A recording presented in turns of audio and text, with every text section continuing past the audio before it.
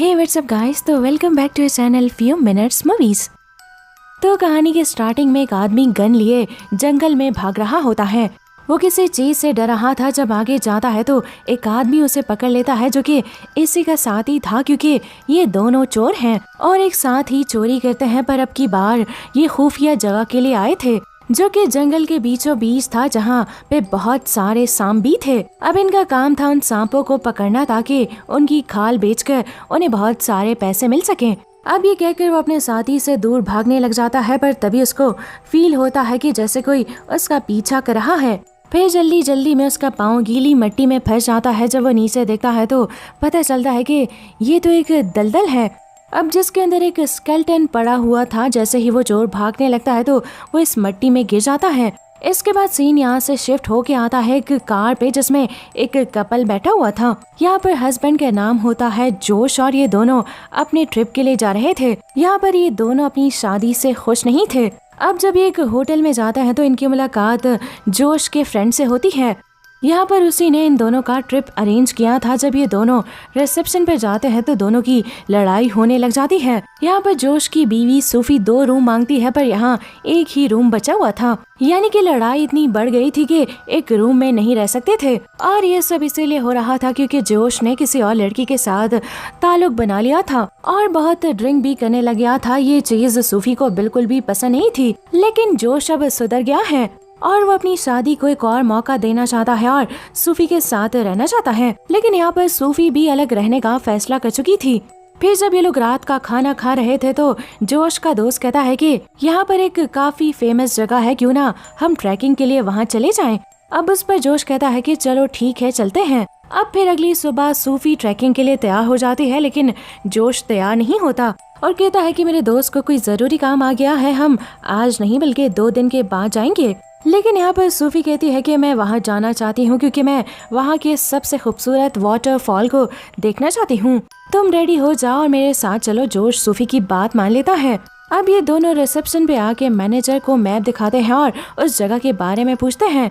उस पर मैनेजर कहता है कि आप लोग वहाँ मत जाएं, कहीं और चले जाएं। और कहा जाता है कि वहाँ कोई खतरनाक ताकत है जो भी गया है आज तक वापस नहीं आया। यानी कि हर तरफ दलदल है, सांप भी हैं और कई सारे जानवर भी हैं। दरअसल यहाँ पर मैनेजर स्टार्टिंग की जगह की बात कर रहा था। वो कहता है कि अगर आपको फिर भी वाटरफॉल देखना है तो लॉन्ग साइड से जाना होगा। अब ये दोनों उसकी बात मानकर लॉन्ग रोड से जाने का फैसला करते हैं। और यहाँ पर दूसरा चोर भी बैठा हुआ था, क्योंकि जंगल में ट्रैकिंग करने वाले कुछ लोग यहाँ रुकते हैं। फिर चोर सूफी और जोश का पीछा करता है ताकि उनको लूट सके। अब दोनों पूरे रास्ते कोई बात नहीं करते। फिर एक जगह पर कार खड़ी करके उतर जाते हैं, क्योंकि यहाँ से ट्रैकिंग करके वाटरफॉल वाली जगह पे उनको जाना था। अब थोड़ी दूर जाके सूफी थक एक जगह बैठ जाती है। इतने में बादल गरजने लग जाते हैं और ऐसे लग रहा था कि बारिश हो जाएगी और इसलिए जोश सूफी को वापस चलने का कहता है। लेकिन सूफी कहती है कि हम इतनी दूर आ गए हैं, मैं वाटरफॉल देकर ही वापस जाऊंगी। इस पर जोश उसे समझाने लगता है कि अगर बारिश हो गई तो हमारा क्या होगा, कहाँ जाएंगे हम, प्लीज मान जाओ। फिर सूफी मान जाते हैं और दोनों अपनी कार की तरफ जाने लगते हैं। लेकिन फिर जोश देखता है कि कोई इनकी कार के पास खड़ा है और शीशे तोड़ने की कोशिश कर रहा है। जोश फिर उस चोर के पास आता है और कहता है कि क्या ढूंढ रहे हो, क्या चाहिए तुम्हें। लेकिन चोर उसे कहता है कि चुपचाप होकर पीछे खड़े हो जाओ। उसके बाद चोर सूफी से बैग मांगता है। वो बैग देके हाथ ऊपर करके खड़ी हो जाती है। अब जैसे ही चोर बैग उठाने के लिए नीचे झुकता है तो जोश जल्दी से लकड़ी उठा के उस चोर को मारता है, जिससे वो चोर नीचे गिर जाता है। अब ये दोनों वहाँ से फौरन भागने लग जाते हैं। अब चोर उठ के हर तरफ गोलियां चलाने लगता है और इनका पीछा भी करने लगता है।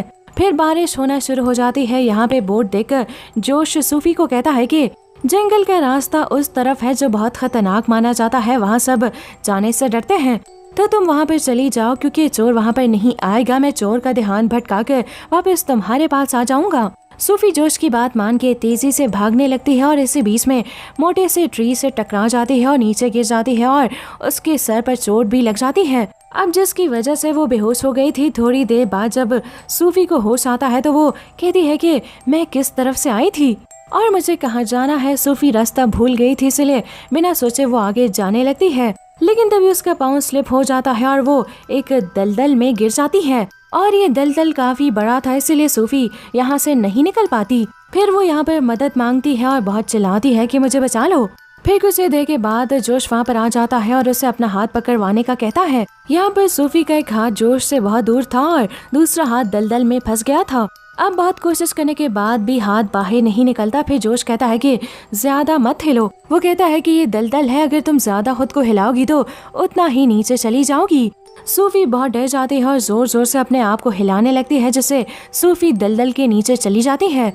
अब ये देख कर जोश बहुत डर जाता है और फौरन दलदल में छलांग लगा देता है। फिर जोश बिना हिले अपने हाथ नीचे करके सूफी को बाहर निकालता है, जो बिल्कुल ठीक थी। सूफी रोते हुए कहती है कि जब मैं अंदर फंसी हुई थी तो तुम अंदर क्यों आए।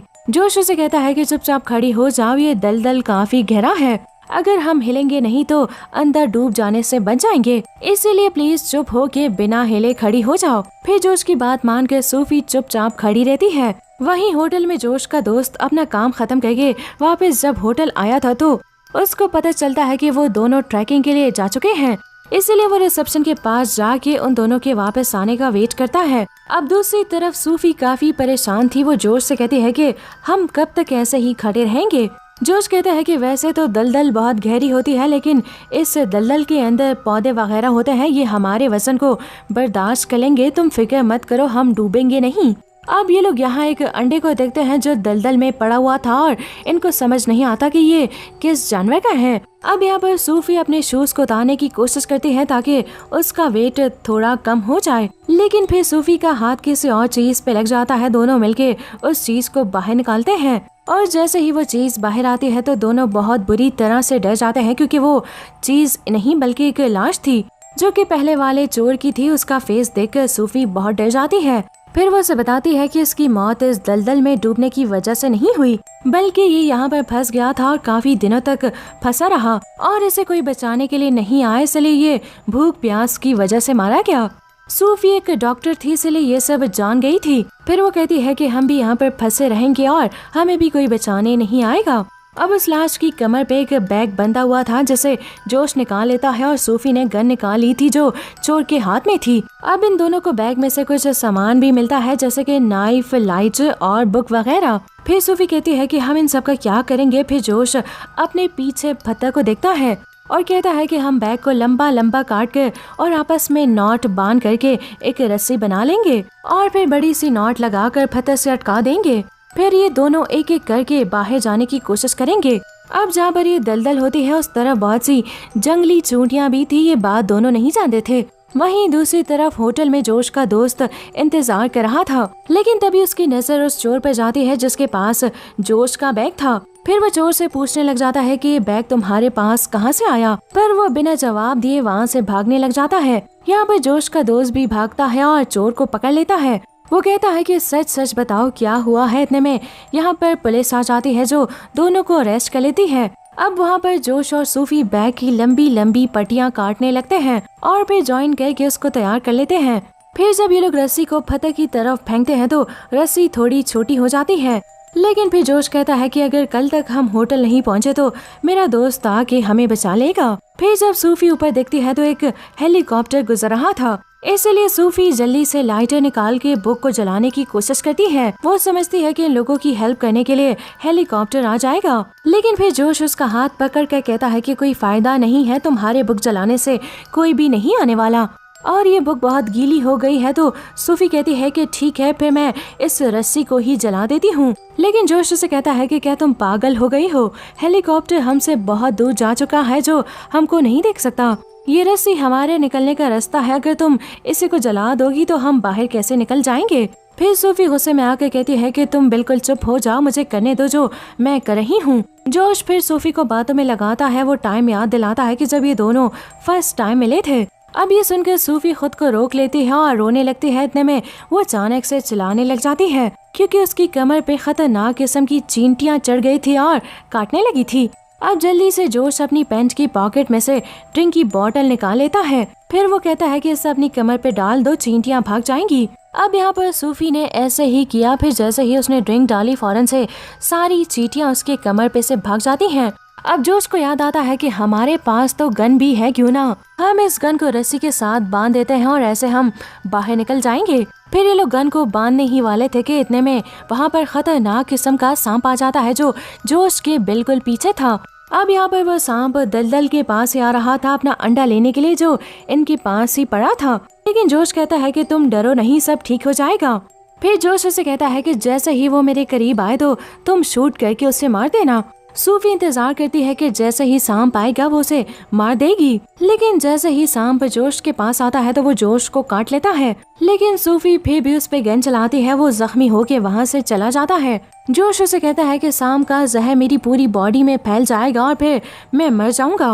उधर जोश का दोस्त चोर से कहता है कि तुम्हें मेरे दोस्त का बैग कहाँ से मिला? तुम अगर मुझे सच बता दोगे तो मैं अपनी कीमती वॉच तुम्हें दे दूंगा और पुलिस को भी कुछ नहीं बताऊंगा कि तुमने चोरी की है। वो दोनों कहाँ पर हैं, प्लीज मुझे बता दो। फिर घड़ी को लेते ही वो चोर बता देता है कि मैंने उन दोनों को जंगल के बीचों बीच खतरनाक रास्ते की तरफ जाते हुए देखा था जहाँ पर सभी लोग जाने से डरते हैं और मेरा दोस्त भी उसी दलदल में फंस के मारा गया था। यहाँ पर जोश का दोस्त जेल में बंद था, इसलिए वो ये बात सुन के पुलिस से कहता है कि प्लीज मुझे छोड़ दो, मेरे दोस्त बहुत मुश्किल में हैं। वहीं जंगल में जोश की तबीयत खराब होती जा रही थी क्योंकि जहर उसकी बॉडी में पूरी तरह से फैल रहा था। फिर यहाँ पर सूफी नोटिस करती है कि जोश की वेन्स में तेजी से जहर की वजह से ब्लड जमने लगा था। अब यहाँ पर सूफी लाइटर से नाइफ को गर्म करने लगती है। जोश कहता है कि ये तुम क्या कर रही हो? फिर वो उसे कहती है कि मैं तुम्हारी गर्दन की वेन्स को काटूंगी, इससे तुम्हारा जमा हुआ ब्लड बाहर आ जाएगा और ऐसे जहर तुम्हारे दिमाग तक नहीं पहुँचेगा।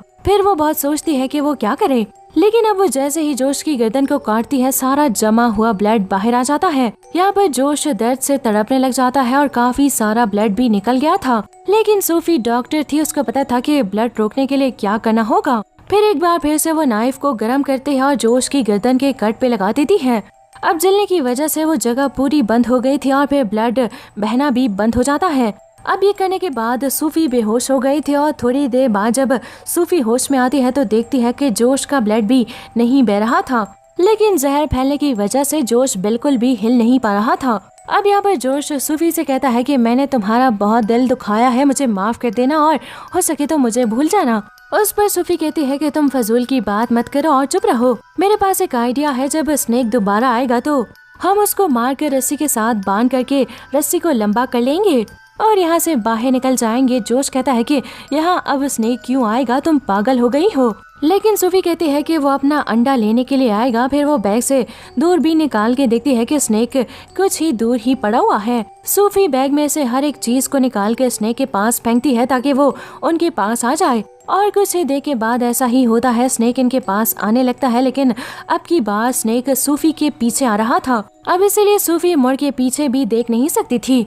फिर उसको ख्याल आता है कि वो नाइफ को साफ करके उसमें देखती है और जब उसको लगता है कि वो उसके पीछे ही है तो उस पर शूट कर देती है, लेकिन वो निशाना चूक जाता है और इस गन की आखिरी गोली भी जाया हो जाती है। फिर स्नेक आके सूफी के हाथ पे काट लेता है।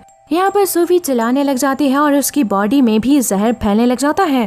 फिर इतने में स्नेक आके सूफी को अपने अंदर जकड़ लेता है। फिर वो स्नेक को दोबारा काटने ही वाला था कि वो स्नेक का मुंह पकड़ लेती है। अब इतने में जोश को होश आ जाता है और वो स्नेक के मुंह में नाइफ घुसा देता है। ऐसा करके उसने स्नेक की जान ले ली थी और अपनी वाइफ को भी बचा लिया था। इसके बाद वो फिर से बेहोश होना शुरू हो जाता है। अब सूफी प्लान के हिसाब से वो स्नेक को रस्सी से बांध देती है और बहुत बार कोशिश करने के बाद आखिरकार रस्सी पत्थर से अटक जाती है, जिसके बाद सूफी बहुत कोशिश करके बाहर आ ही जाती है। अब बाहर आके वो जोश को उठाने की कोशिश करती है, लेकिन जोश तो बिल्कुल बेजान हो गया था, जैसे उसमें जान ही ना हो। सूफी बहुत डरी हुई थी क्योंकि उसकी बॉडी में पूरी तरह से जहर फैल रहा था। अब वो जोश की हेल्प के लिए किसी को ढूंढने जाती है क्योंकि जहर की वजह से वो दोनों मारे जाएंगे। फिर वो चलते चलते वो रोड पे आ जाती है। इतने में उसका दोस्त आ जाता है जो एम्बुलेंस के साथ आया था। फिर जल्दी से आधे लोग सूफी का इलाज करने लगते हैं और जोश का दोस्त अपनी टीम के साथ जोश को ढूंढने लगता है। सूफी बहुत डर जाती है कि कहीं जोश मर ना जाए। अब इतने में जोश अपना सर उठा के सूफी को हंस के प्यार से देखता है। सूफी भी जोश को देखकर बहुत खुश हो जाती है और दोनों एक दूसरे को हक करते हैं और अपना फैसला बदलकर हमेशा साथ रहने का वादा करते हैं। और फिर दोस्तों इसी के साथ ये मूवी, ये कहानी दी एंड हो जाती है।